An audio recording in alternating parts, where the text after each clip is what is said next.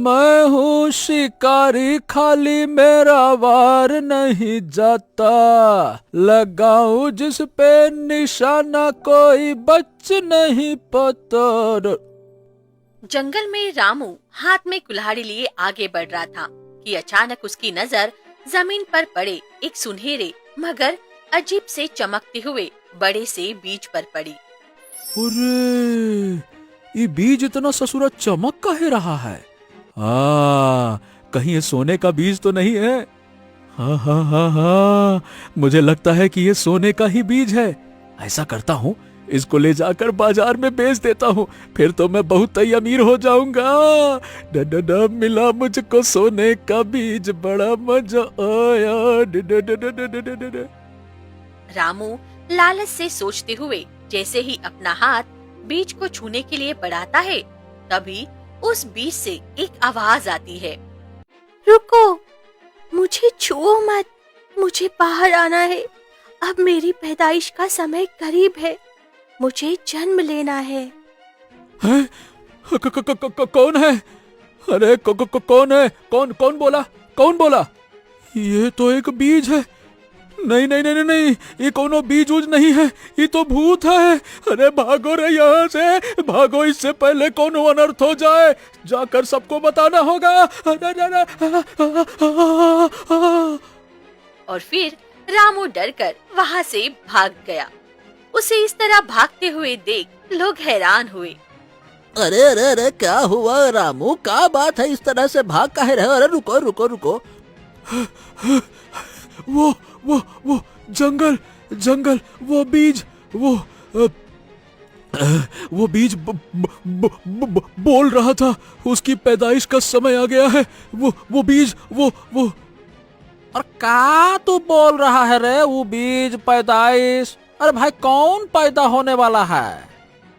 और फिर सबके पूछने पर रामू ने सारी बात बताई, जिसे सुनकर सब डर गए और फिर बोले।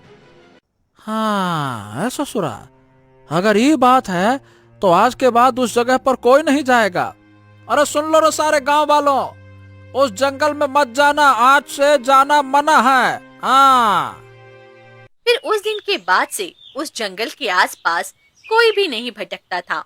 जबकि दूसरी तरफ पड़ोस के गांव में वीरू नाम का एक गरीब चरवाहा रहता था, जो बचपन से ही बदसूरत था, क्योंकि उसका आधा चेहरा जला हुआ था, जिस कारण लोग उससे घृणा करते थे।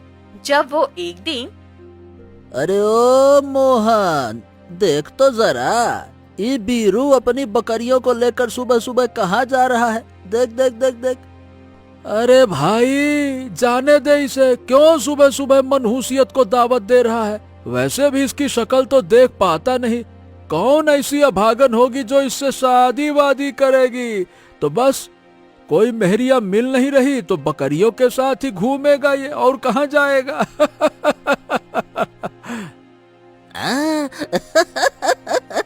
सही कहा। भला इस बदसूरत और कंगाल से कौन शादी करेगा? ऐसा कौन बाप होगा जो इसके हाथों में अपनी बेटी का हाथ सौंपेगा? अरे हटाओ इसको, मेरा तो मन करता कि इसको गांव में ही न रहने दे, लतिया मार के भगा दे इसको। वहाँ मौजूद सभी लोग वीरू को बदसुरती के ताने मार रहे थे, जबकि वीरू चुपचाप उनकी बातें सुनता रहा और अपनी बकरियों को चराता रहा। और फिर वो कुछ दूर जाकर सोचने लगा। हाँ, इन लोगों का काम ही यही है, मुझसे घृणा करना। लेकिन चाहे जो हो जाए, मुझे अपनी बीमार माँ के इलाज के लिए पैसों का इंतजाम तो करना ही होगा। हाँ, मुझे मेहनत करके कमाना होगा और उसके लिए मुझे दूसरे गांव जाना होगा। चल चल चल चल चल चल, अरे चल चल चल चल चल चल। और फिर वीरू चुपचाप अपनी बकरियों को लेकर वहाँ से निकल गया। जबकि वो बकरियां चराने के लिए आगे बढ़ा ही था, जब उसकी सारी बकरियां अचानक ही उस जंगल के अंदर भागी। अरे अरे रुको, कहाँ जा रही हो? अरे अरे उधर मत जाना, अरे रुको, अरे ले ले ले ले, रुक रुक रुक रुक। वीरू अपनी बकरियों को पकड़ने के लिए जैसे ही जंगल की सीमा के पास पहुंचा, तभी वहाँ मौजूद हरिया और रामू ने उसे जाते हुए देख लिया और कहा, अरे ओ चरवाहे, वहाँ कहाँ जा रहा है? क्या तुझको नहीं पता कि इस जंगल के अंदर कोई नहीं जाता? ये खतरे से खाली नहीं है। हरिया की बात सुनकर वीरू अचानक परेशान हो गया और फिर धीरे से बोला, अरे भाई, मेरी सारी बकरियां इस जंगल के अंदर भाग गई हैं। मुझे उसको किसी भी हाल में वापस लाना है, इसीलिए मैं जा रहा हूँ लेने उनको। अरे ओ चरवाहे, तुझे पता नहीं है क्या? ये कोई आम जंगल नहीं है। मैंने खुद यहाँ भूत प्रेत का साया देखा है, भूत प्रेत, और महसूस किया है उनको। इसीलिए अपनी जान जोखिम में मत डाल, यहाँ से चला जा। नहीं तो, और वैसे भी तू इतना मनहूस है कि तेरी मनहूसियत देखकर हो सकता है कि भूत उल्टा तुझसे डर के भाग जाए। समझ गया, कोई बात नहीं, कोई बात नहीं। अगर मैं मर भी गया तो किसी का कुछ बिगड़ेगा तो नहीं। वैसे भी मुझे उन बकरियों की बहुत जरूरत है, उन्हें चराकर ही मैं अपनी बीमार माँ की दवाई का इंतजाम कर सकता हूँ, इसीलिए मुझे जाना होगा। वीरू ये कहकर घने जंगल के अंदर चला गया और अपनी बकरियों को तलाशने के लिए उन्हें आवाज लगाने लगा। अरे कहाँ चली गई तुम सब? अरे बाहर आओ, चलो मेरे साथ वापस चलो। अभी वीरू अपनी बकरियों को आवाज लगा ही रहा था कि तभी उसकी नजर एक अजीब और बहुत बड़े बीज पर पड़ी। अरे ये क्या, इतना बड़ा बीज, वो भी यहाँ इस वीरान जंगल में? बाप रे बाप। अभी वीरू उस बीज को देखकर मन ही मन कुछ सोच ही रहा था कि अचानक उस बीज के भीतर से एक रहस्यमयी आवाज आई। मेरी पैदाइश का समय आ गया है, अब मैं इस दुनिया में आने वाली हूँ, मैं आजाद हो जाऊंगी। कौन हो तुम? और ये किसकी? मुझे लगता है ये आवाज बीज के, हे भगवान, ये बीज के अंदर से आवाज आ रही है। हे भगवान, अरे दादा रे। डर और बेचैनी के बावजूद वीरू उस बीज की तरफ बढ़ने लगा। जब उसे एक बार फिर से उस बीज के अंदर से आती हुई आवाज सुनाई पड़ी। हाँ, ये आवाज मेरे ही अंदर से आ रही है और अब मेरी पैदाइश का समय आ गया है और अब मैं बहुत जल्द इस बीज से बाहर आने वाली हूँ। बीज की ये बात सुनकर वीरू परेशान हुआ और फिर बोला, पैदाइश? कैसी पैदाइश? कौन हो तुम और तुम्हारी ये आवाज इस बीज के अंदर से क्यों आ रही है? मैं तुम्हें सब बताऊंगी, लेकिन पहले तुम उस नदी का पानी लाकर मुझ पर डालो, तभी मैं बाहर आऊंगी और फिर तुम्हें सब कुछ बताऊंगी। अच्छा ठीक है, मैं नदी से पानी लाकर तुम्हारे ऊपर डालूंगा, लेकिन अगर तुम बाद में मेरे लिए खतरा साबित हुई तो? नहीं, तुम मुझ पर भरोसा रखो, मैं तुम्हारे लिए खतरा नहीं बनूंगी। बस अब मेरी पैदाइश का वक्त हो चला है, इसलिए तुम जल्दी से मुझ पर उस नदी का पानी डालो। और फिर वीरू उस बीच से आती रहस्यमयी आवाज को सुनकर सामने बहती नदी का पानी लाया और धीरे धीरे उस पर डालने लगा कि जब ही उसमें से एक चमकदार रोशनी के साथ एक बहुत सुंदर सी कन्या प्रकट होती है। बाप रे, इतनी सुंदर कन्या! कौन हो आप? और इस बीच से, माने कि ये सब कैसे? आप इसमें से कैसे निकल सकती हैं? मैं राजकुमारी श्रेया हूँ, राजा वीर की पुत्री। क्या? राजा वीर की पुत्री? इसका मतलब आप हमारे महाराज की सुपुत्री हैं? हाँ वीरू, मैं राजा वीर की ही पुत्री हूँ। अरे, लेकिन अगर आप राजा वीर की पुत्री हैं तो यहाँ कैसे, और आप इस बीच से कैसे जन्मी? वीरू, ये एक बहुत लंबी कहानी है, मैं तुम्हें फिर कभी इसके बारे में बताऊंगी। अभी मुझे राजकुमारी श्रेया और चरवाहा वीरू अभी बातें ही कर रहे थे कि अचानक वीरू की सारी बकरियां इधर उधर भागने लगी। जिन्हें भागता देख वो परेशान हुआ। अरे अरे अरे, सुनो सुनो, ए, तुम कहाँ जा रही हो? रुको रुको, मत जाओ। अरे यहीं रुको रुको। वीरू अपनी बकरियों को जाते हुए बेबसी से देख रहा था। तब अचानक राजकुमारी श्रेया बोली, वीरू, तुम जल्दी जाओ और अपनी बकरियों को पकड़ो, वरना उस जंगल में कहीं खो जाएगी। हाँ जी ठीक है राजकुमारी, लेकिन आप यहीं रुकिएगा, मैं बस अभी नहीं पकड़ कर लाता हूँ। बड़ी शैतान हो गई है। अरे रुको, रुक जा रुक जा। वीरू अपनी बकरियों के पीछे तेजी से दौड़ गया था और फिर कुछ देर बाद उसी जंगल में राजा ध्रुव शिकार पर आए, जहाँ उनकी नजर राजकुमारी श्रेया पर पड़ी और वो उनकी सुंदरता पर मोहित हो बैठे। वाह वाह वाह वाह वाह वाह, ये कन्या कितनी सुंदर है। अद्भुत अद्भुत अद्भुत। है, इसकी सुंदरता ने तो हमें दीवाना कर दिया है। हाँ, हमने फैसला कर लिया है कि अब हम इसी से विवाह करेंगे। राजा ध्रुव राजकुमारी श्रेया को बड़े मगन होकर देखते ही जा रहे थे, जबकि राजकुमारी श्रेया को जब कुछ अजीब सा महसूस हुआ तो उन्होंने अपनी नजरें आसपास दौड़ाई, जहां सामने ही राजा ध्रुव राजकुमारी श्रेया को ताक रहे थे। कौन हो तुम और यहाँ क्या कर रहे हो? और तुम मुझे इस तरह क्यों देख रहे हो? वाह, बनाने वाले ने क्या चीज बनाई है। नजर हटाओ तो दिल धक से टूट जाएगा। मोहतरमा, हम आपको इसलिए ऐसे देख रहे हैं क्योंकि आप बहुत सुंदर हैं और हम आपसे विवाह करना चाहते हैं। क्या विवाह? और मुझसे? कभी नहीं। मैं तुम जैसे दुष्ट इंसान से कभी विवाह नहीं करूंगी। अच्छा, तो तुम प्यार से नहीं मानोगी। ठीक है, अगर सीधे तरीके से नहीं तो जबरदस्ती ही सही। अब मैं तुम्हें अपने महल ले जाऊंगा और अगर तुमने मुझसे विवाह नहीं किया, इसका अंजाम बहुत बुरा होगा।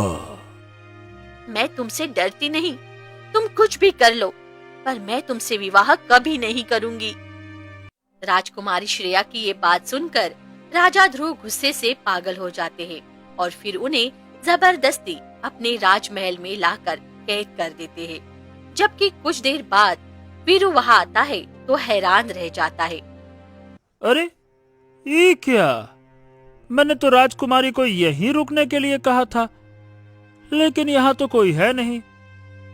राजकुमारी जी, श्रेया जी, राजकुमारी जी। अरे लगता है वो मुझे छोड़कर चली गई। हाँ, शायद वो भी मेरी बदसूरती से घृणा करने लगी होंगी, इसीलिए चली गई। चलो, चल चल चल चल चल, चल चल, चल चल चल चल। वीरू उदासी से अपनी बकरियों को लेकर वहां से चला गया और दूसरी तरफ एक सुनसान शमशान घाट पर रानी मेनका तांत्रिक दक्ष के साथ बैठी थी। तांत्रिक देव, आज 20 वर्ष बीत चुके हैं, लेकिन अब तक मुझे संतान सुख प्राप्त नहीं हुआ है और मैंने हर संभव प्रयास किया, पर मुझे सफलता क्यों नहीं मिली? रानी मेनका, जो होना था सो हो गया, क्योंकि सालों पहले आपने किसी की कोख उजाड़ी थी। अब उसका भुगतान तो भुगतना ही होगा ना। खैर, अब जो मैं बताने जा रहा हूँ उसे ध्यान से सुनिए। क्या बात है तांत्रिक दक्ष? जैसा कि 20 वर्ष गुजर चुके हैं और अब राजा वीर की पुत्री आजाद होने वाली है, मेरे ख्याल से उसका जन्म हो चुका है और अगर वो राजा वीर के सामने आ गई तो आपके लिए अनर्थ हो जाएगा। नहीं, ऐसा नहीं हो सकता। मैं ऐसा होने ही नहीं दूंगी। इससे पहले वो महाराज तक पहुंचे, मैं उसे ढूंढकर आज ही खत्म कर दूंगी। ये कहकर रानी मेनका वहां से तेजी से निकल गई और दूसरी तरफ वीरू की माँ की तबीयत बहुत खराब हो गई, जिस कारण वो परेशान हो उठा। अरे माँ, आप बिल्कुल चिंता मत कीजिए, मैं आज ही आपके लिए कहीं न कहीं से दवा का इंतजाम जरूर करूंगा, है ना? कोई बात नहीं, कोई बात नहीं, मैं हूं ना, मैं हूं। और फिर वीरू काम की तलाश में दर दर भटकता है, लेकिन उसे कोई काम नहीं मिलता। तभी रास्ते में उसे दीपू नाम का आदमी मिलता है। अरे वीरू, तू यहाँ? कोई बात है क्या? दीपू के पूछने पर वीरू उसे सब बताता है, जिसे सुनकर वो कहता है, देख भाई, वैसे तो तेरी शक्ल इतनी अजीब है कि तुझे कोई ढंग का काम वाम नहीं देने वाला, लेकिन अगर तू राजा ध्रुव के महल चला जाए तो शायद वहाँ तुझे कोई छोटी मोटी नौकरी मिल सकती है। हाँ, तू शायद सही कह रहा है। मैं आज ही राजा ध्रुव के पास काम मांगने जाऊंगा। चल, मैं जाता हूँ। वीरू राजा ध्रुव के दरबार में पहुँचता है। जब राजा ध्रुव उसे ऊपर से नीचे तक देखते हैं, वीर, देखो भाई वीर, तुम दिखने में इस काबिल तो नहीं हो कि तुम्हें कोई बड़ा काम दिया जाए, लेकिन महल में नौकरों की कमी है, इसीलिए आज से तुम महल के बगीचे की साफ सफाई करोगे। जी महाराज, आपका बहुत बहुत धन्यवाद। मैं पूरी ईमानदारी से काम करूंगा। धन्यवाद, धन्यवाद। वीरू अपने काम में लग जाता है। जब एक दिन वो महल के पिछले हिस्से में सफाई करने जाता है, तो उसे किसी के सिसकने की और रोने की आवाज सुनाई देती है। अरे, ये कौन रहा है? लगता है कोई मुसीबत में है। आवाज कहाँ से आ रही है? जाकर देखता हूँ। कौन है? वीरू आवाज का पीछा करते हुए आगे बढ़ता है और देखता है कि एक पुरानी सी काली झोपड़ी में राजकुमारी श्रेया कैद में रो रही होती है। अरे, राजकुमारी श्रेया, आप यहाँ? अरे, आप तो उस दिन बिना बताए ही जंगल से निकल गई थी। यहाँ कैसे? राजकुमारी श्रेया वीरू को देखकर थोड़ा संभलती है और फिर कहती है, नहीं वीरू, मैं कहीं नहीं गई थी, बल्कि उस दिन राजा ध्रुव ने मुझे यहाँ लाकर कैद कर लिया। और फिर राजकुमारी श्रेया ये कहकर उस दिन की सारी बात वीरू को बताती है, जिसे सुनकर वो परेशान हो जाता है। ओ राजकुमारी, आप चिंता मत कीजिए, मैं आपको यहाँ से छुड़ाने के लिए किसी भी हद तक जाऊंगा। हाँ, पर आपको यहाँ से छुड़ाऊंगा जरूर। रुकिए, मैं आता हूँ। वीरू ये कहकर वहाँ से निकल जाता है और कुछ देर चलने के बाद अपने मन में सोचता है, मुझे राजकुमारी को बचाने के लिए कुछ न कुछ तो बड़ा करना होगा, लेकिन मैं अकेला तो कुछ नहीं कर सकता। क्या करूं? हाँ, लेकिन अगर महाराज वीर को मैं सब बता दूं, तो वो राजकुमारी को इस कैद से आजाद करा सकते हैं। और फिर वीरू ये सोचकर राजा वीर दरबार में पहुंचता है। उसे देखकर राजा वीर देख हैरान हो जाते हैं। अरे, तुम चरवाहे, तुम यहाँ क्यों आए हो? तुम्हें हमसे क्या काम है? महाराज, प्रणाम महाराज। मैं आपको आपकी पुत्री राजकुमारी श्रेया के बारे में बताने आया हूँ। वो इस समय राजा ध्रुव की कैद में है। कृपया मेरे साथ चलिए और उन्हें बचाइए। पुत्री का जिक्र सुनते ही राजा वीर क्रोधित हो उठते हैं। ये क्या बात करते हो मूर्ख? क्या तुम पागल हो गए हो क्या? हमारी कोई पुत्री नहीं है और तुम हमें हमारी इस कमी का इस तरह से एहसास दिलाने आए हो? फौरन निकल जाओ यहाँ से, इससे पहले कि हम तुम्हारी गर्दन तुम्हारे धड़ से अलग कर दें। निकल जाओ यहाँ से। और फिर वीरू उन्हें बहुत बताने की कोशिश करता है, लेकिन राजा वीर उसकी कोई बात नहीं सुनते और फिर वो मायूसी से वहाँ से चला जाता है। जबकि रानी मेनका राजकुमारी श्रेया का सुनकर गुस्से से पागल हो जाती है। इसका मतलब तांत्रिक दक्ष की बात सच थी। 20 वर्षों बाद वो जीवित है? नहीं, अब मैं उसे और नहीं जीने दूंगी। आज मैं उसका अंत करके ही रहूंगी। रानी मेनका ये सोचती है कि जबकि दूसरी तरफ वीरू उदास होकर वापस श्रेया के पास जाता है। राजकुमारी जी, मैं आपके पिताजी के पास तो गया था, लेकिन उन्होंने मेरी बात पर विश्वास ही नहीं किया और मुझे उल्टा महल से बाहर भगा दिया। कोई बात नहीं वीरू, तुम बस मुझे वो सफेद फूल ला कर दे दो जो नदी के किनारे खिलता है। आज रात में 21 वर्ष की पूरी हो जाऊंगी, इसलिए मुझे उस फूल की बहुत जरूरत है। क्या सफेद फूल? ठीक है, अब मैं आपको यहाँ से निकाल तो नहीं पा रहा, मगर आपके लिए वो सफेद फूल जरूर लेकर आऊंगा। ठीक है। और फिर वीरू किसी तरह छिपते छिपाते नदी किनारे जाता है और वो सफेद फूल लाकर राजकुमारी श्रेया को दे देता है। ये लीजिए राजकुमारी, आपका सफेद फूल। तुम्हारा बहुत बहुत धन्यवाद वीरू। और फिर राजकुमारी श्रेया ये कहकर जैसे ही रात के 12 बजे उस फूल को छूती है, वैसे ही उन्हें अपनी और अपनी माँ की अतीत की सारी सच्चाई दिखने लगती है। बरसों पहले राजा वीर और रानी शोभा एक दूसरे से बहुत प्रेम करते थे और मेनका राजा वीर को पाना चाहती थी और उनकी खुशियों से जलती थी। जब एक दिन उन्हें पता चला कि रानी शोभा गर्भवती है, तो वो ईर्ष्या से पागल हो गई। नहीं, ऐसा नहीं हो सकता। मैं राजा वीर को किसी और का नहीं होने दूंगी।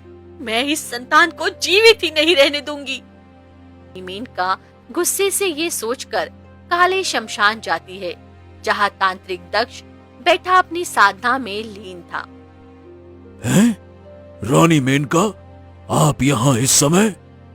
हाँ तांत्रिक दक्ष, मैं यहाँ तुम्हारी मदद लेने आई हूँ। अगर तुम मेरा काम कर दोगे तो मैं तुम्हें ये सोने की मोहरें दूंगी। तांत्रिक दक्ष रानी मेनका के हाथों में ढेर सारे सोने के मोहरे देख मुस्कुराता है और फिर कहता है, आज्ञा दीजिए रानी मेनका, बताइए मुझे क्या करना होगा। तुम्हें राजा वीर की पत्नी रानी शोभा को मेरे रास्ते से हटाना होगा, क्योंकि मैं राजा वीर से विवाह करना चाहती हूँ। लेकिन रानी शोभा तो इस समय गर्भवती है। मुझे उससे कोई लेना देना नहीं है, मुझे बस उन्हें अपने रास्ते से हटाना है। ठीक है, मैं आपकी मदद करूंगा। और फिर तांत्रिक दक्ष ने अपनी झोली से एक काली जड़ी बूटी निकाली और उसे रानी मेनका को देते हुए कहा, जब रानी के गर्भ को 7 महीने हो जाएं, तब आप ये जड़ी बूटी उन्हें खिला दीजिएगा। इससे उनकी संतान मर जाएगी और आप अपने रास्ते से उन्हें हटा देंगी। लेकिन फिर 20 वर्ष बाद राजा की पुत्री का जन्म होगा। तांत्रिक दक्ष के उस जड़ी बूटी के देने पर रानी मेनका उसको अगली बात को नजरअंदाज करके उससे वो जड़ी बूटी लेकर वहाँ से चली जाती है। और ठीक 7 महीने बीतने के बाद वो चुपके से रानी शोभा को वो औषधि खिला देती है, जिससे उनकी तबीयत बिगड़ जाती है। मेनका, मेनका, मुझे बहुत दर्द हो रहा है, लेकिन अभी तो सिर्फ 7 माह हुए हैं, तो ये प्रसव पीड़ा अभी से क्यों हो रही है मेनका? पता नहीं, हो सकता है आपके बच्चे के पैदा होने का समय जल्दी आ गया हो। और फिर कुछ ही देर में दर्द से तड़पते हुए रानी शोभा को एक पुत्र पैदा होता है, जिसे रानी मेनका ले जाकर उसी नदी में फेंक देती है। और जब वो वापस आती है तो रानी शोभा कहती है, मेनका, मेरा बच्चा कहाँ है? मुझे उसे देखना है।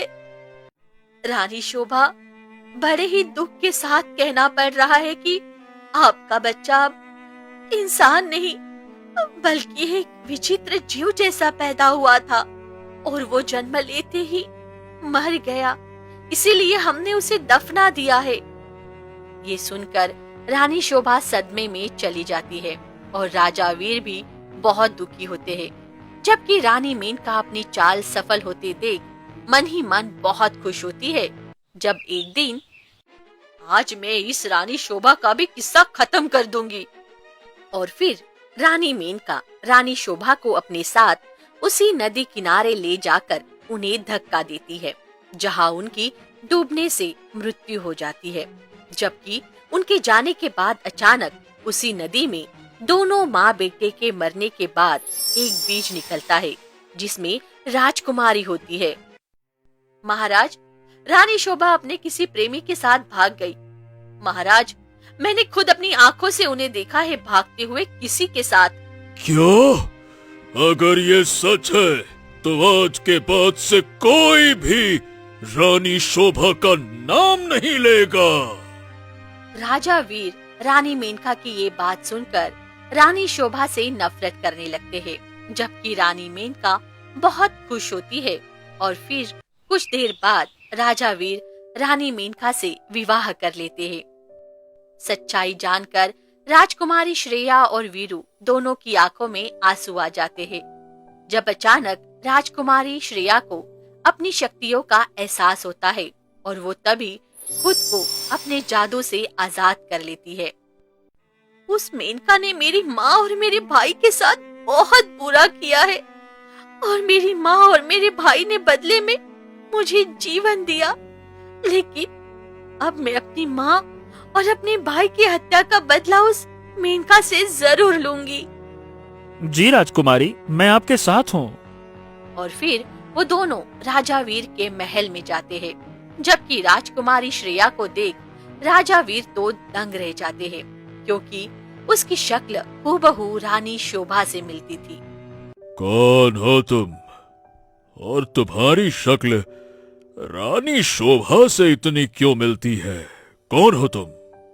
महाराज, मैं आपकी और रानी शोभा की पुत्री श्रेया हूँ। असंभव, ये असंभव है। मेरी तो कोई संतान नहीं थी, तो तुम यहाँ कैसे आ सकती हो? मैं जानती थी आप कभी मुझे अपनी संतान नहीं मानेंगे, इसलिए अपनी आंखों से खुद देख लीजिए। और फिर राजकुमारी श्रेया अपनी जादुई शक्ति से राजा को वो सारा अतीत दिखाती है, जिसे देखकर वो हैरानी से रानी मेनका की तरफ देखते हैं। नहीं महाराज, ये लड़की झूठ बोल रही है। ये कोई जादूगरनी है जो आपको भ्रमित कर रही है। मैंने कुछ नहीं किया। बस करो मेनका, बस।